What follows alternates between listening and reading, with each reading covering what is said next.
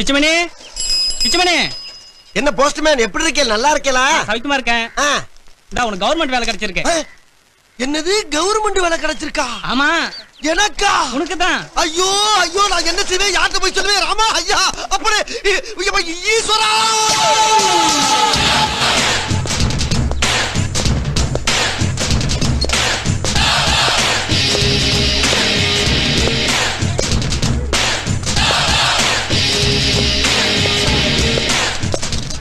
வேணு Shastri, mister வேணு சாஸ்திரி.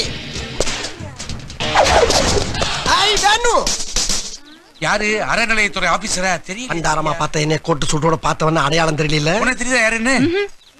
டேய் Pichumani. Mister Pichumani.